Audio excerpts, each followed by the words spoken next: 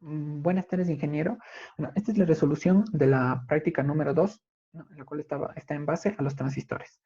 Muy bien, en donde nos dice primero que tenemos que diseñar un circuito con el sistema de polarización de tipo Darlington como partidor de tensión y retroalimentación con las siguientes condiciones, en donde el voltaje colector emisor está bajo la condición del voltaje fuente del colector sobre 2.5. Y también nos da una intensidad del emisor de 4.5 miliamperios. Entonces, el voltaje fuente de colector nos lo vamos a imponer nosotros, al igual que el beta, ¿no? Ya que vamos a diseñar el sistema para este tipo de voltaje. Entonces, nos hemos impuesto un voltaje de 24 voltios y un beta de 150. Entonces, con la condición que nos dé el problema, obtenemos el voltaje del colector emisor, el cual, desarrollando la condición, nos da los 9.6 voltios.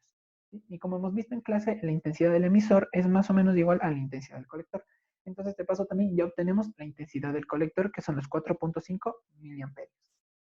Entonces, comenzamos con el cálculo del voltaje del emisor y también con el cálculo de la resistencia del emisor, los cuales se obtuvieron tras haber revisado y consultado la fórmula proporcionada por el libro guía, ¿no? Y la resistencia se obtiene mediante ley de Kirchhoff.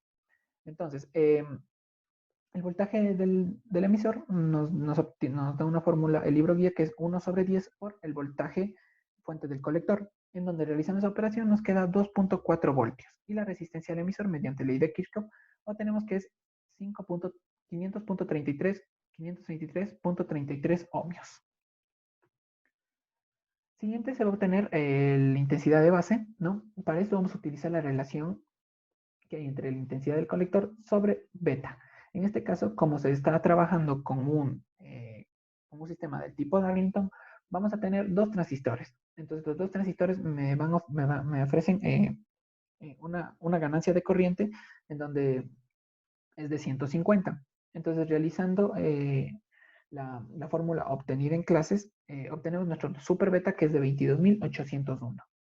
Realizando la relación de la intensidad del colector sobre el super beta, obtenemos nuestra intensidad de base, que son los 197.36 nanoamperios. Luego se obtiene el voltaje tanto de Thevenin como la resistencia de Thevenin, ya que este tipo de problemas también se los resuelve como un partidor de tensión, ¿sí? Entonces, una vez realizado el cortocircuito de nuestra malla y utilizando las fórmulas vistas en clase, nos vamos a centrar en el análisis de la malla de entrada, en donde la malla de entrada nos dice que la resistencia que nos interesa sacar, que es la resistencia en TH, es igual al voltaje Thevenin menos el voltaje de la base del emisor, menos la intensidad del emisor por la resistencia del emisor sobre la intensidad de base. Reemplazando los valores que ya se habían obtenido con anterioridad, en donde el voltaje de la base del emisor hay que recordar que es 1.40 voltios, ya que se está trabajando con dos transistores de silicio. ¿Sí? El voltaje de Thevenin nos lo imponemos nosotros, pero la condición para podernos imponer este voltaje de Thevenin es que debe ser mayor al resultado de la operación del voltaje de menos voltaje del emisor menos la intensidad del emisor por la resistencia del emisor, en donde resolviendo esta operación nos queda 3.8 voltios. Y nosotros nos hemos impuesto un voltaje Thevenin de 4.2 voltios. Reemplazando los valores, vamos a tener una resistencia de Thevenin de 2.02 megaohmios. Entonces después se sigue para poder obtener los valores tanto de la resistencia 1 y la resistencia 2. Usamos las ecuaciones ya obtenidas en clase, ¿sí? Que están en base al partidor de tensión de Thevenin, en donde la resistencia de Thevenin, donde vamos a tener la ecuación de la resistencia de Thevenin y también la del voltaje de Thevenin. Con estas ecuaciones despejamos tanto los valores de la resistencia 1 y la resistencia 2, que son los valores que nos interesa para poder diseñar nuestro circuito. Una vez ya despejado tanto la resistencia 1 como la resistencia 2, procedemos a reemplazar los valores. En el caso de la resistencia 1 nos quedó la resistencia de Thevenin sobre el voltaje de Thevenin por el voltaje de la fuente del colector, que son los 24 voltios, y nos da un total de 11.57 megaohmios.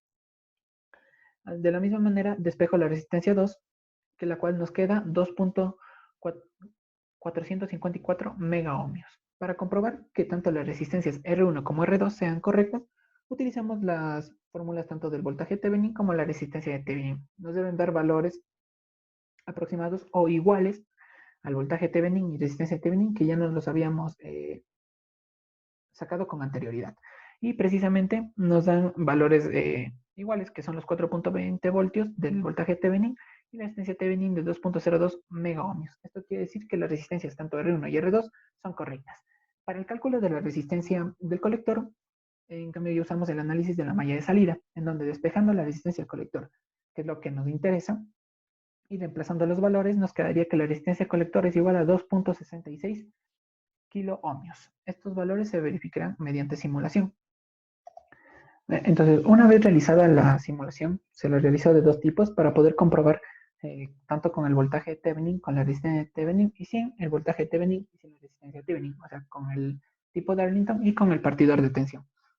Entonces, como se puede observar, la intensidad del colector nos da un valor aproximado a la intensidad del colector que nos da el problema, el cual en el ejercicio nos da que es 4.5 miliamperios y el simulador o mediante los valores que nos hemos impuesto nos da 4.348 miliamperios. Igual intensidad de base que nos daba los 190.7 nanoamperios y mediante cálculo que nos da los 197.36. Los valores, ¿no?, que nos dan no son muy lejanos, son valores aproximados, los cuales tal vez su déficit o sus decimales, ¿no? Que es lo que nos afecta, tal vez es por los decimales que no se trabajaron con todos los decimales, tanto al momento de calcular las resistencias, sino se trabajó con 3 decimales, entonces por eso que tal vez el cálculo no sea tan exacto. También también podemos ver que la caída, ¿no?, de tensión de los transistores no son los 1.40, ¿no?, como son establecidos, sino nos da de 1.49. ¿Sí? La caída de tensión de los transistores nos da de 1.49. Pero los valores son muy próximos. Entonces, en conclusión, la diferencia de estos valores se daría principalmente tanto por la caída de tensión en el transistor, que no son los 1.40, y también porque no se trabajó absolutamente con todos los decimales al momento de cálculo. Entonces, una vez tabulado todos los valores que se nos piden en el problema, los cuales son los siguientes, tanto en cálculo como en el simulador de ORCAD. El valor que mayor varía es el del voltaje en la resistencia del colector, que nos varía por 0.4, que serían los 11.27 voltios, y los 11.57 voltios, que sería el valor, uno de los valores que más nos varía.